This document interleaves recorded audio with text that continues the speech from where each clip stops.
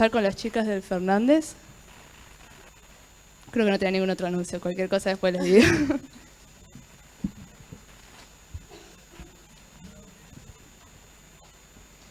Bueno, yo soy Andrea Lunati, ella es Sofía Tartaglia, somos residentes de segundo año del Hospital Fernández y nuestro ateneo se llama Tuberculosis, la historia sin fin. Bueno, si bien la tuberculosis es considerada una de las enfermedades más antiguas de la historia de la humanidad, se considera todavía un grave problema de salud pública aún no resuelto. Un tercio de la población mundial está infectada, tiene una incidencia anual de 10 millones de casos y esta incidencia está sesgada por notificaciones deficientes o nulas, por lo cual es aún mayor. Es la enfermedad infecciosa que más muertes produce y es una de las principales causas de muerte en pacientes VIH, por eso se le recomienda a todo paciente con tuberculosis realizarse la serología de VIH y viceversa. Es una enfermedad marcadora de pobreza, el 95% de los casos se registran en los países en vías de desarrollo, es una enfermedad que afecta a las poblaciones vulnerables, a las personas de bajos recursos, personas en hacinamiento, cárceles, pacientes desnutridos y básicamente toda persona que tenga una barrera de acceso a la salud. Bueno, este es el gráfico donde se presentan los 30 países con mayor carga de tuberculosis, tuberculosis multiresistente y coinfección tuberculosis VIH. Acá podemos ver que hay 14 países que comparten las tres variables y son los países que tienen que tener una asignación prioritaria de recursos y proyectos por parte de la OMS. Con respecto a América Latina podemos ver a Brasil con una coinfección VIH-tuberculosis y a Perú con tuberculosis multiresistente endémica. Bueno, por todo esto que les mencioné, en el 2014 la Organización Mundial de la Salud presentó la estrategia Fin de la Tuberculosis o de NTB Strategy y con el principal objetivo de, para el año 2035, reducir la mortalidad en un 95% en comparación con el 2015 y reducir la incidencia en un 90% en comparación con el 2015. Bueno, ahora vamos a meternos directamente en el género Mycobacterium. El género Mycobacterium pertenece a la familia Mycobacteriaceae, está integrado aproximadamente por 130 especies. Todas las especies se presentan como bacilos ácido alcohol resistentes, son no sporulados, no encapsulados, no flagelados, no producen toxinas, miden entre 2 a 5 micrones, son aerobios y su virulencia es variable. Bueno, existen diferentes clasificaciones, nosotros elegimos mostrar esta que diferenciamos al complejo Mycobacterium tuberculosis con las micobacterias no tuberculosas. Las micobacterias no tuberculosas son micobacterias ambientales, pero pueden actuar como patógenos oportunistas. Rayun las clasificó según su capacidad de generar pigmento ante la luz y su velocidad de crecimiento. Entre esto tenemos 4 grupos, de los cuales el grupo 3 es el que afecta principalmente a los pacientes inmunocomprometidos y pacientes VIH. Después en incidencia lo sigue el grupo 4. Después dentro del complejo Mycobacterium tuberculosis, el que mayormente causa la patología es el Mycobacterium tuberculosis, pero también tenemos al Mycobacterium bovis que puede generar patología en el ganado bovino y acá va a ser importante frente a la gente que consume leche sin pasteurizar. Bueno, hablando de la tuberculosis, como ya dije, se produce principalmente por la inhalación del bacilo Mycobacterium tuberculosis y su llegada a los pulmones. También puede afectar a los restantes órganos. Lo vemos como tuberculosis pulmonar en un 80% y en un 20% con lo que se conoce como tuberculosis extrapulmonar, y este porcentaje puede aumentar en los pacientes inmunosuprimidos. Bueno, para hablar un poco de la patogenia, el bacilo va a ingresar a través del tracto respiratorio en forma de microesferas, de 1 a 3 bacilos van a llegar al alveolo y dentro de ahí, si el paciente tiene su inmunidad conservada, a través de los linfocitos y los macrófagos se va a generar un granuloma que va a generar que el bacilo no se multiplique ni se disemine. Y esto es lo que se conoce como la tuberculosis latente y es lo que va a ocurrir en un 90 o un 95% de los casos de las personas que entran en contacto con el bacilo. Pero si el paciente no tiene su inmunidad conservada, lo que va a pasar es que va a haber una progresión, el bacilo sí se va a multiplicar y diseminar y ahí sí vamos a tener la enfermedad conocida como tuberculosis. Durante el transcurso de la vida de las personas que tienen tuberculosis latente existe un 10% de riesgo de activación hacia la tuberculosis. Bueno, para hablar de las manifestaciones clínicas tenemos que definir al paciente sintomático respiratorio, que es toda persona con tos y expectoración por más de 15 días. También se puede presentar expectoración con sangre, fiebre, sudoración nocturna, pérdida de peso. Y las manifestaciones clínicas van a depender mucho de la edad del paciente y de la inmunidad. En los pacientes añosos mayores de 65 años, las manifestaciones clínicas van a ser más inespecíficas, como puede ser fiebre sin foco. Bueno, ahora vamos a hablar un poco del tratamiento. Existen los fármacos de primera línea y los fármacos de segunda línea. Dentro de los fármacos de primera línea tenemos a la isoniazida, rifampicina, etambutol, piracinamida y streptomicina. Streptomicina es inyectable, los demás son fármacos orales. Después, como fármaco de segunda línea, se pueden utilizar quinolonas, etionamida, cicloserina, el PAS, capreomicina, amicacina y canamicina. Los fármacos de segunda línea entran en relevancia frente a la tuberculosis resistente. Bueno, este es el esquema de tratamiento, consta de 2 fases. La fase inicial son 2 meses de tratamiento con 4 drogas, isoniazida, rifampicina, etambutol y piracidamida. Una vez que finalizan estos 2 meses, al paciente se le realiza una vaciloscopía y en base al resultado se decide o no modificar el esquema. Si el resultado es negativo, se prosigue con la fase de continuación, que la fase de continuación consta de 4 meses de tratamiento con isoniazida y rifampicina. Durante la fase de continuación se le puede dar la droga de forma diaria o 3 veces por semana, pero siempre con una supervisión médica. Y bueno, la importancia del uso de las 4 drogas radica en que la monoterapia selecciona a las cepas resistentes por mutaciones naturales, así que nunca hay que darle monoterapia. Solamente se puede utilizar monodroga en el caso de quimioprofilaxis, que se le da isoniazida, pero bueno, esto tenés que estar muy seguro que el paciente no está infectado, sino que solamente estuvo en contacto con el bacilo. Bueno, existen diferentes tipos de resistencia y se definen así: la monoresistencia, que es la resistencia a un solo fármaco de primera línea; la poliresistencia es la resistencia a más de un fármaco de primera línea distinto de iso y rifa; la tuberculosis multiresistente es la resistencia a isoniazida y rifampicina, que son los fármacos más eficaces dentro del tratamiento. Después tenemos a la tuberculosis extensamente resistente, que es la resistencia a isoniazida, rifampicina, fluorquinolona y al menos uno de los 3 medicamentos inyectables de segunda línea. Y después tenemos la tuberculosis totalmente resistente, que tenemos resistencia a isoniazida, rifampicina y a todos los antibióticos de segunda línea. Bueno, esto es solo para mencionar que existe una vacunación, que es la vacuna BCG, el Bacilo Calmette-Guerin, que es una vacuna viva atenuada derivada del Mycobacterium bovis. En Argentina se da como una única dosis en recién nacidos antes de egresar de la maternidad. Es importante saber que la vacuna BCG se aplica para proteger de las formas graves de tuberculosis en los niños, pero no presenta inmunidad al paciente frente a la tuberculosis. Bueno, esto es para hablar un poco de los números en Argentina. En Argentina en el 2017 se notificaron 11.695 casos, hubo 706 muertes por tuberculosis. El 86% de los casos se presentaron con localización pulmonar y el 18% de los casos eran menores de 20 años. Debido a las notificaciones nulas o deficientes que yo ya mencioné, en un 30% de los casos se desconoce cómo funcionó el tratamiento. Pero bueno, dentro de los casos que sí se conoce, que sería un 70% restante, lo que se puede ver es que un 77% de los pacientes tuvo un tratamiento exitoso. Bueno, y esto es para mostrar cómo viene la tendencia de la mortalidad en Argentina y también para ver dónde estamos parados en relación con la estrategia de la OMS. Bueno, este gráfico muestra la tendencia de la mortalidad por tuberculosis desde 1980 hasta el 2017. Lo que se puede ver es una clara reducción en la mortalidad hasta el 2010, donde la mortalidad se mantiene estable. Para llegar a los objetivos de la estrategia de la OMS y a los objetivos del plan estratégico del Ministerio de Salud en Argentina, se deben reducir aún más las tasas de mortalidad año a año. Y esto es para mostrar cómo estamos nosotros en nuestro hospital. Se realizó un estudio de vigilancia epidemiológico por parte del laboratorio. El estudio fue durante el periodo 2008-2016 y bueno, lo que se quería determinar era el número de casos de tuberculosis y también un poco las características epidemiológicas de nuestra población, que siempre es importante.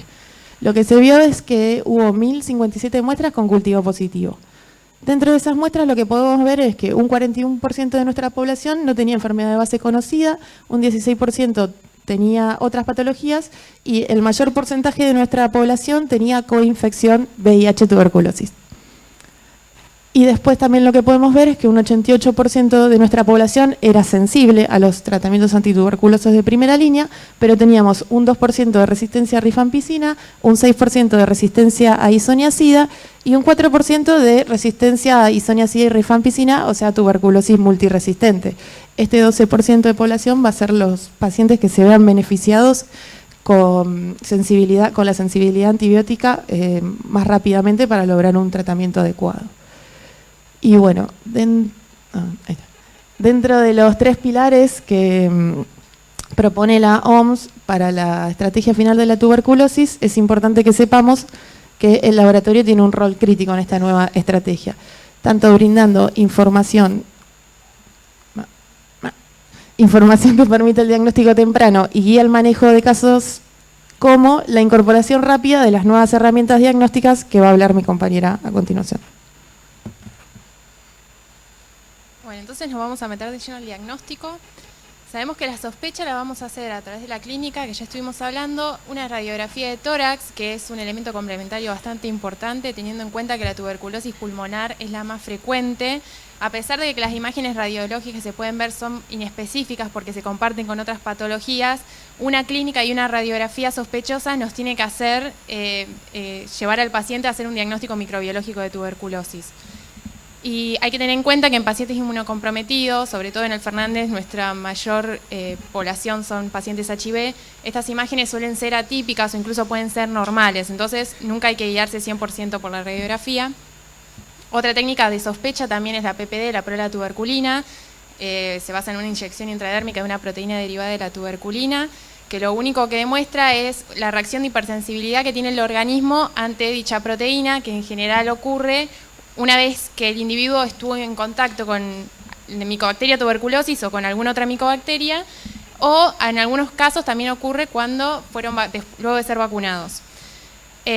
O sea, nos pone, no nos dice si la infección es actual o si fue pasada, solo nos dice que hay una infección latente. Siempre se debe continuar con un estudio microbiológico que lo confirme.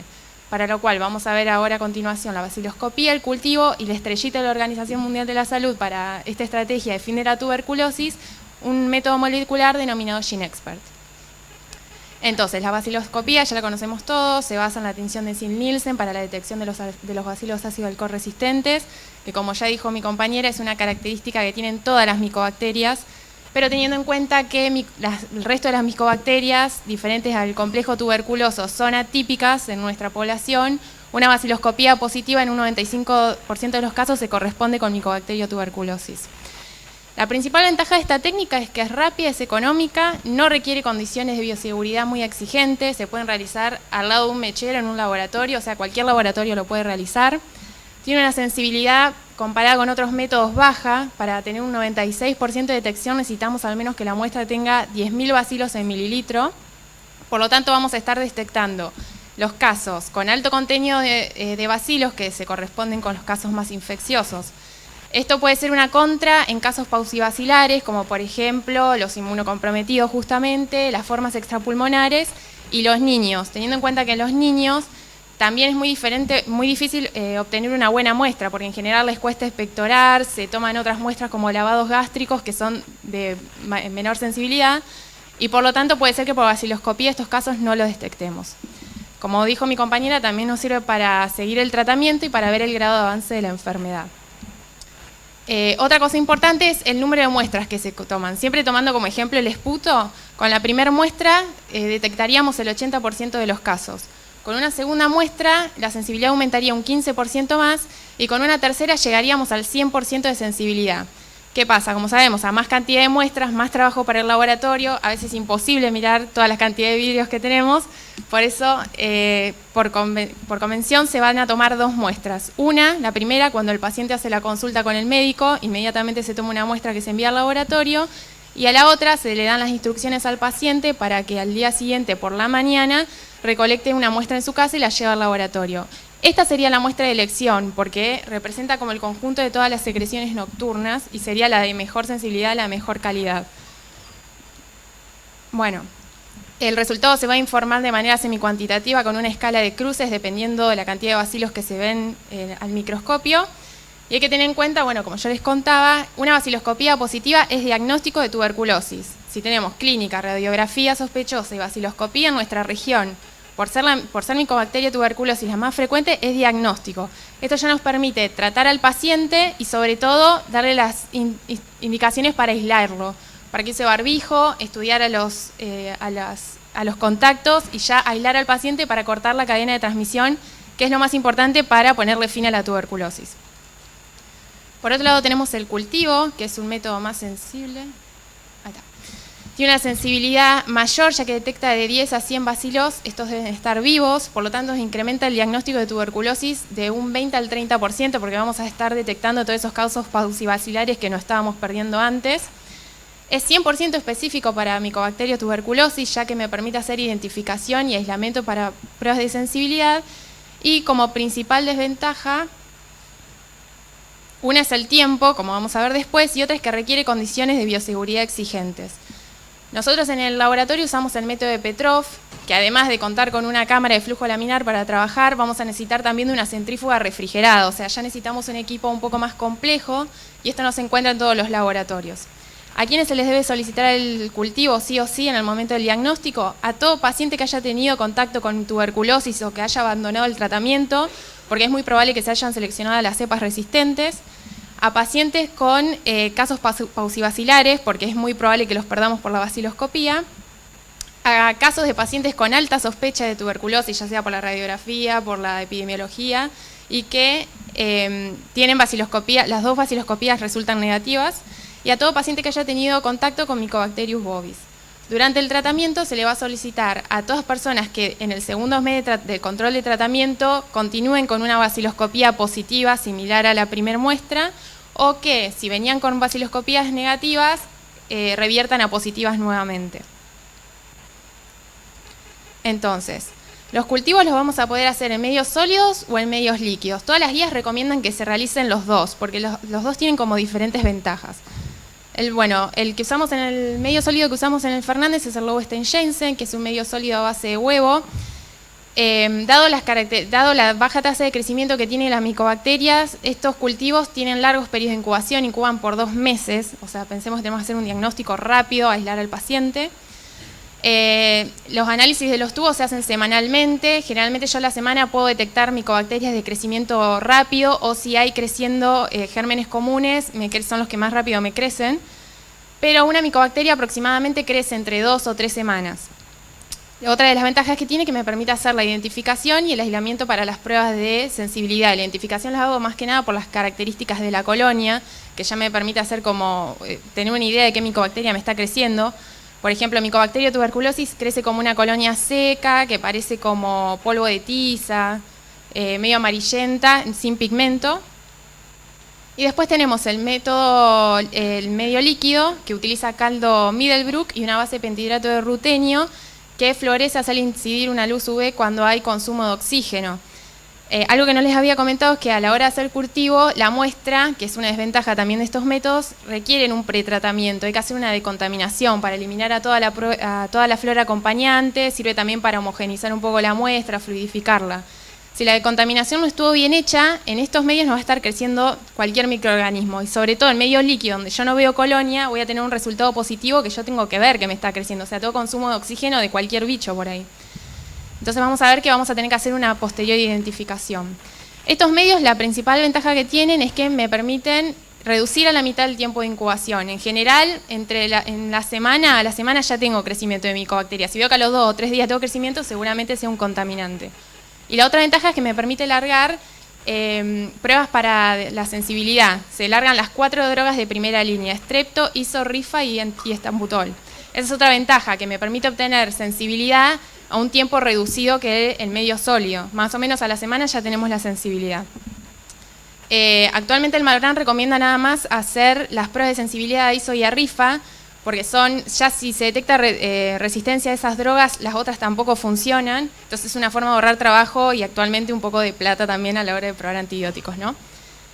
Entonces, como dijimos, si tenemos un resultado positivo por MSHIT, vamos a tener que continuar para hacer una identificación. Esto lo podemos hacer de una manera sencilla con un Sil-Nielsen para ver los bacilos en cordón, que son la forma característica de crecimiento de micobacteria en medio líquido.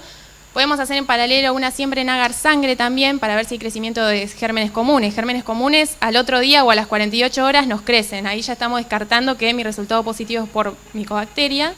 O podemos hacer una inmunocromatografía lateral, en el caso de necesitar un resultado más rápido, que es como un test de embarazo súper fácil. Es muy sensible, muy específico.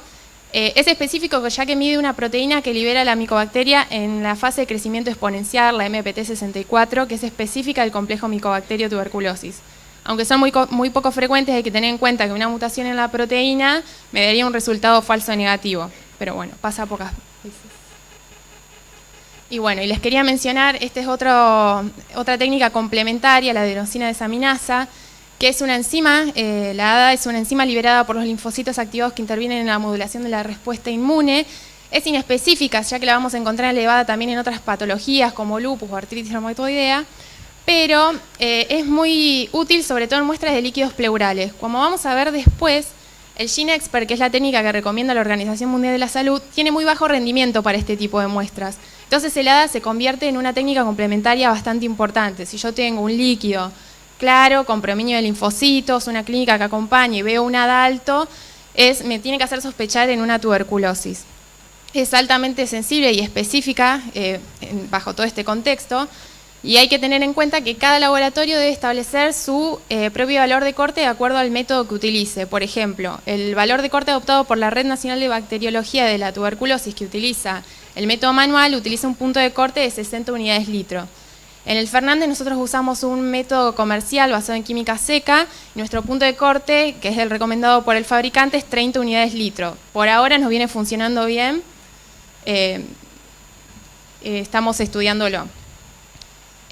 Bueno, y por último les vengo a presentar esta técnica que es la estrellita, como les contaba, de la Organización Mundial de la Salud. Ahora vamos a ver todas las ventajas que tiene. Se llama GeneXpert, se basa en una PCR en tiempo real, automatizada, semicuanti cerrada, que me permite hacer dos cosas a la vez: identificar el complejo micobacterio tuberculosis y también las mutaciones más frecuentes en el gen RPOB, que está asociado a resistencia a rifampicina. La principal ventaja que tiene es que el resultado los tengo en 2 años. Recordemos, en 2 horas, no, si no, no. Perdón. Recordemos todo el tiempo que nos demoraba los cultivos, 2 horas es como mágico. Además que tenemos resistencia, ¿no?, detectada también. Sí, 2 años no. Tiene una sensibilidad elevada, una especificidad también, siempre teniendo en cuenta que el cultivo sigue siendo el método más sensible. Es decir, podemos llegar a tener un expert negativo y un cultivo positivo, y esto se debe a que es mucho más sensible. Nada más por eso. Es un aparatito así como se ve en la foto, es chiquito, del tamaño de un televisor más o menos, es muy pequeño, está ideado como un point of care.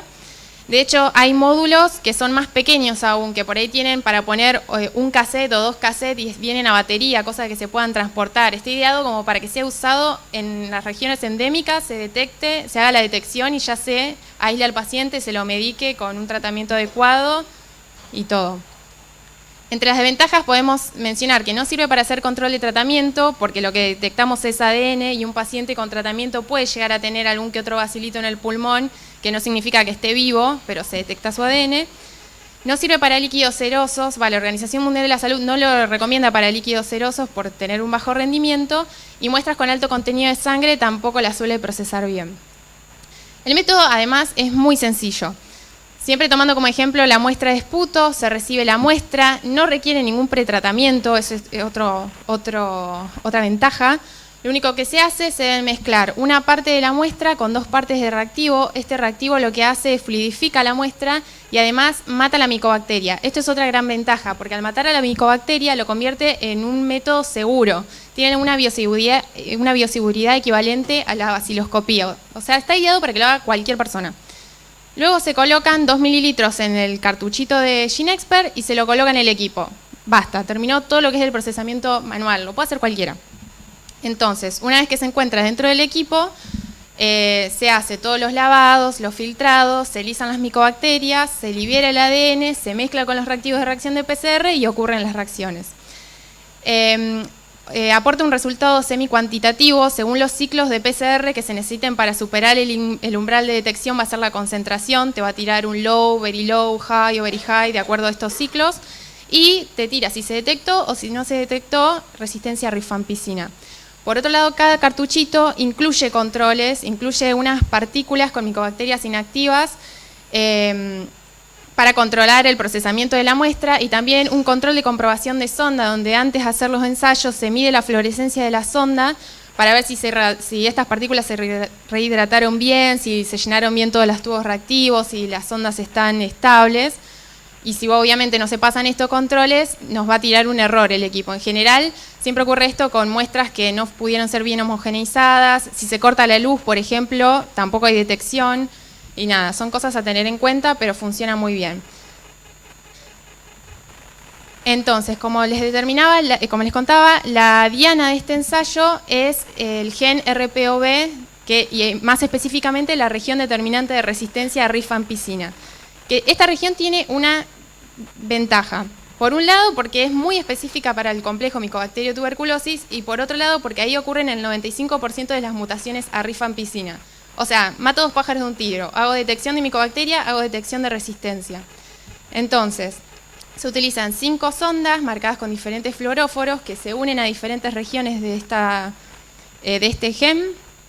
Este fluoróforo está apagado por un supresor. Cuando se une la sonda a su diana, se corre el supresor y genera una señal de fluorescencia y ahí yo hago la detección. Como ya les había mencionado, el 95% de las mutaciones ocurren en esta región. Si justo tengo una mutación fuera, no la voy a estar detectando. Son poco frecuentes, pero bueno, puede pasar. Entonces, este sería el algoritmo que nos propone la Organización Mundial de la Salud como el algoritmo preferido a ser utilizado en todos los pacientes en los que hay sospecha de tuberculosis. Usar el GeneXpert como primer método porque es rápido, detecto resistencia, ya puedo dirigir un tratamiento más adecuado hacia el paciente. Pero no mencionamos algo que es una gran contra, que es vamos a poner el sellito de la Organización Mundial de la Salud, que es el gran costo que tiene. Más allá de que el equipo es caro, cada cartuchito es carísimo. Tenemos, la Organización Mundial de la Salud los vende aproximadamente a 14, con esto del fin de la estrategia del fin de la tuberculosis, entre 12 y 14 dólares se consiguen. Acá en Argentina, entre 150 y 200 dólares. Se imaginarán, imposible aplicárselo a cada paciente. Y más teniendo en cuenta que en Argentina solo hay menos de 10 equipos de GeneXpert en toda la Argentina. O sea, no podemos aplicar este algoritmo en nuestro país.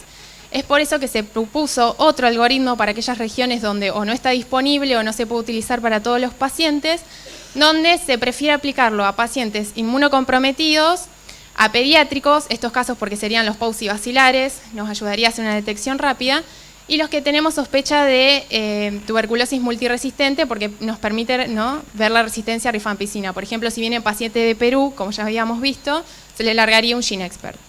Este sería el algoritmo que se utiliza en Argentina, donde al paciente se le toma las 2 muestras, siempre tomando como ejemplo el esputo, ¿no? Siempre, aunque pertenezca a la categoría, a los pacientes preferidos, digamos, para este algoritmo, como no, siempre la primera muestra que se le va a hacer es la baciloscopía, porque en nuestro medio es la más simple, la más económica, y digamos que si la podemos hacer en el momento también es rápida. Obviamente si yo veo el campo lleno de bacilos, ¿para qué le voy a alargar un expert? A menos que necesite saber la resistencia. Y si no, bueno, las otras categorías, los pacientes que no pertenecen a este grupo, se los analiza por baciloscopía y de última se esperará el cultivo o se lo va a evaluar clínicamente para ver si es necesario alargarle un expert o no. Este es el algoritmo que usamos en el Hospital Fernández y supongo que todos los que poseen el GeneXpert lo utilizan. Nada, y un dato a color, hay un nuevo expert que salió que se llama GeneXpert Ultra, que es mucho más sensible, detecta a partir de 16 unidades formadoras de colonias. El expert común, creo que no les dije, detecta a partir de 150 aproximadamente y tiene una mejor detección de resistencia a rifampicina. Ahora, como sabemos, todo método que es más sensible también está asociado a una pequeña menor especificidad. Se vio que arroja un mayor porcentaje de resultados falsos positivos y es por eso que la Organización Mundial de la Salud todavía no lo incluyó como el preferido. Pero bueno, en algunos países ya se está usando, en Argentina no llegó todavía, pero sería lo que se viene. Bueno, estos son los tipos de muestras recomendados por la OMS para el uso de GeneXpert. Lo que podemos ver es que dentro de las muestras pulmonares tenemos una sensibilidad del 88%, pero que esta sensibilidad va a depender mucho de si la vaciloscopía es positiva o negativa. Con vaciloscopía positiva la sensibilidad sube a un 98% y con vaciloscopía negativa baja a un 68%. Después lo que podemos ver de acá, como ya mencionó Sofi, es que el líquido pleural tiene una baja sensibilidad, menor al 50%, por lo tanto la Organización Mundial de la Salud no lo recomienda como una muestra para el GeneXpert. Bueno, este es un análisis de pedido de GeneXpert que se realizó en nuestro hospital. Y este análisis se realizó en el marco de un convenio donde el hospital tuvo kits de GeneXpert, entonces se pudieron realizar muchas determinaciones, no solo para las muestras recomendadas por la Organización Mundial de la Salud, sino también que se pudo probar con otras muestras. Se realizó en total 800 determinaciones, 502 pulmonares y 298 extrapulmonares, de las cuales hubo 36 que dieron PCR indeterminada porque la PCR o no superó los controles o la muestra no era apta. Por lo tanto, estas quedaron fuera del análisis. Lo que se vio dentro del análisis es que hubo 5 muestras con cultivo negativo y PCR positiva, pero esto se debe a, como ya también mencionó mi compañera, es que el GeneXpert detecta tanto los bacilos vivos como los muertos, y estos 5 cultivos negativos eran pacientes que estaban bajo tratamiento antituberculoso. Y después, como también ya dijimos, hubo 10 muestras con cultivo positivo y PCR negativa, pero esto se debe a una mayor sensibilidad del cultivo. Y bueno, como conclusión de este análisis de pedido, lo que pudimos ver es que el líquido pleural tiene muy bajo rédito para la PCR, menor al 50%, así que tanto la Organización Mundial de la Salud como el Hospital Fernández le damos un no me gusta. Después tenemos que 23,6% presentó vaciloscopía negativa con PCR positiva, así que a este le damos un super like, porque este va a ser el grupo que vamos a querer realmente utilizar el GeneXpert. Y después, bueno, debido al elevado costo de la determinación, el pedido de PCR debe realizarse con criterio. Así que le ponemos una carita pensativa a WhatsApp, porque realmente debe usarse cuando el resultado lleva a un cambio en la conducta del paciente. Bueno, como conclusiones finales de nuestro Ateneo, queremos decir que el GeneXpert efectivamente permite realizar el diagnóstico más rápidamente que el cultivo y es más sensible que la vaciloscopía, que en base a los recursos disponibles en nuestra región se debe reservar su uso en grupos prioritarios y que en el marco de la estrategia, a pesar de estas nuevas herramientas diagnósticas, la OMS debe incrementar aún más las políticas de salud pública para lograr su objetivo de un mundo sin tuberculosis. Así que bueno, los invito a todos a que se pongan una alarma en el 2035, que miren la cantidad de casos de tuberculosis que hay y que se acuerden de este Ateneo. Bueno, esto nada más como un dato color. Sí, es que, como dice la diapositiva, siempre que haya tuberculosis, lo principal es cortar la cadena de transmisión. Y bueno, en base a toda esta estrategia, hay día de todo, hay día de tuberculosis también, el 24 de mayo. Así que bueno. Bueno, esta es la bibliografía que utilizamos y estos somos nosotros.